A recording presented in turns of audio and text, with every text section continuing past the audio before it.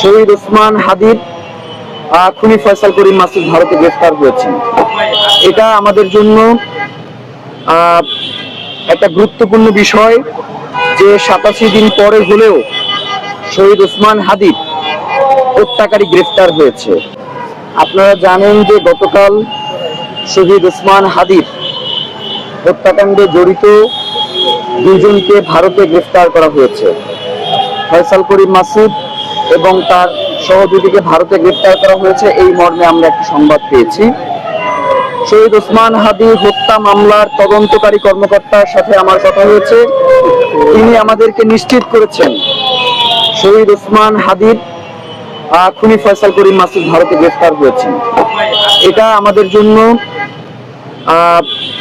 একটা গুরুত্বপূর্ণ বিষয় যে 87 দিন পরে হলেও শহীদ ওসমান হাদির হত্যাকারী গ্রেফতার হয়েছে। এখন মূল যে বিষয়টা সেটা হচ্ছে, আমরা আপনাদেরকে বারংবার একটা কথা বলে আসছি যে শুধুমাত্র শহীদ ওসমান হাদির হত্যায় যিনি শুধুমাত্র গুলি করেছেন তিনি একমাত্র শহীদ ওসমান হাদির হত্যাকারী নয়।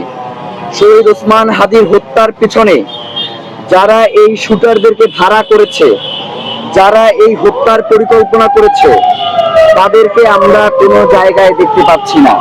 ইতিপূর্বেও শহীদ ওসমান হাদির হত্যার একটি তদন্ত ডিবির মাধ্যমে সম্পাদিত হয়েছে, যেখানে শহীদ ওসমান হাদির হত্যার যে বিচারিক প্রক্রিয়া বা তদন্তের যে প্রক্রিয়া সেটা শুরু হয়েছে ফয়সাল করিম মাসুদকে দিয়ে।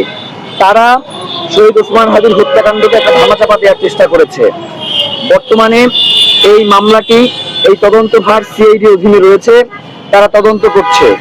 আমি আজকে সিআইডির যিনি তদন্তকারী কর্মকর্তা রয়েছেন তার সাথে কথা বলেছি। আমি তাকে জিজ্ঞেস করেছি যে এই তদন্ত করতে আর কতদিন সময় লাগবে।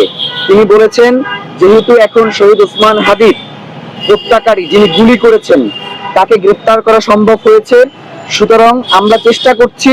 এটার জন্য আমরা তাদেরকে ধন্যবাদ জানাই। কিন্তু পাশাপাশি একটা জিনিস আপনাদেরকে স্পষ্ট করতে চাই যে এই যে খুনিদেরকে গ্রেফতার করা হয়েছে, এই খুনিদের ব্যাপারে যাতে কোনো ধরনের রাজনৈতিক দর কষাকষি না করা হয়। মানে আমি এইটা দিলাম তুমি এইটা দিবা, এইটার কারণে যেন শহীদ ওসমান হাদির এই যে হত্যাকারীরা দীর্ঘদিন পর্যন্ত যাতে ঝুলে না থাকে, তাদেরকে যাতে অতি দ্রুত দেশে ফিরিয়ে আনার ব্যবস্থা করা হয়। রেড অ্যালার্ট মানে এই যে রেড নোটিশের মাধ্যমে এই প্রক্রিয়াটাকে যাতে কোনোভাবেই দীর্ঘায়িত করা না হয় মাসের পর মাস। আমরা সরকারকে আহ্বান জানাই তিনি যাতে অতি দ্রুত শহীদ ওসমান হাদির হত্যাকারীদেরকে দেশে ফিরিয়ে এনে বিচারের মুখোমুখি করে। এখন প্রশ্ন থেকে যায়, এই সরকারের সময়ই তো আপনার অন্তর্বর্তীকালীন সরকারের সময় তো শহীদ ওসমান হাদিকে গুলি করা হয়েছিল, তাহলে কারা তাকে সেফ এক্সিট দিল? কিভাবে এই খুনি ভারতে পালিয়ে গেল?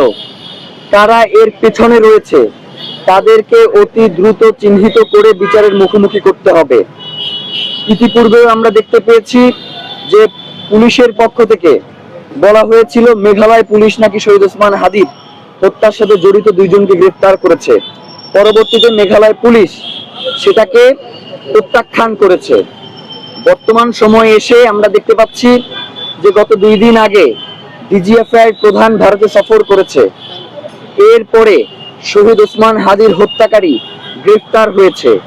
এই বিষয়টাকে আমরা সন্দেহের চোখে না দেখলেও, যেহেতু ইতিপূর্বে পুলিশের পক্ষ থেকে একটা ভুল বিভ্রান্তি তথ্য ছড়ানো হয়েছে এবং বিভিন্ন ধরনের গল্প গুজব ছড়ানো হয়েছে, যার কারণে এই বিষয়টাকে আমরা গভীরভাবে পর্যবেক্ষণ করছি। শহীদ ওসমান হাদির গত সরকারের আমলেও বিচার বিভাগের যে সিস্টেম রয়েছে এখনো সেইটা চালু রয়েছে। আমরা শহীদ ওসমান হাদির হত্যাকাণ্ডের বিচারের ব্যাপারে একদম পুরো একটা স্বচ্ছ প্রক্রিয়া দেখতে চাই এবং এই প্রক্রিয়ার মধ্য দিয়ে যেই ট্রায়াল হবে সেই ট্রায়াল যাতে পুরো জাতি এই ট্রায়াল দেখতে পারে, সেই বিচার ব্যবস্থা সেই প্রক্রিয়া বাস্তবায়ন করবার জন্য আমরা সরকারের কাছে আহ্বান জানাই। আমরা অন্তর্বর্তীকালীন সরকারের আমলে জাতিসংঘের অধীনে শহীদ ওসমান হাদির হত্যার তদন্ত করবার জন্য একটা আবেদন করেছিলাম। অন্তর্বর্তীকালীন সরকার আমাদেরকে জানিয়েছিল তারা জাতিসংঘের কাছে একটি চিঠি প্রেরণ করেছেন। আমরা স্পষ্ট করে বর্তমান সরকারকে বলে দিতে চাই বর্তমানে যে তদন্ত প্রক্রিয়া চলমান রয়েছে, এর পাশাপাশি নিরপেক্ষতা এবং সুষ্ঠু বিচার সম্পাদনের জন্য জাতিসংঘের অধীনে তদন্ত হওয়াটা অত্যাবশ্যকীয় হয়ে দাঁড়িয়েছে। সুতরাং বর্তমান সরকারকে আমরা অনুরোধ জানাবো যাতে অতি দ্রুত শহীদ ওসমান হাদির হত্যার ব্যাপারে জাতিসংঘের যেই চিঠি প্রেরণ করা হয়েছে, সেই চিঠির ব্যাপারে জাতিসংঘ কি পদক্ষেপ গ্রহণ করা হয়েছে, বা জাতিসংঘ এই তদন্ত ভার নিতে সম্মত হয়েছে কিনা, বা সম্মত হলে সরকারের পক্ষ থেকে তাদেরকে কি কি সুবিধা বা কি কি সহযোগিতা করা হবে মর্মে সরকারের পক্ষ থেকে তাদেরকে জানানো হয়েছে, সেগুলো জনসম্মুখে প্রকাশ করা হোক।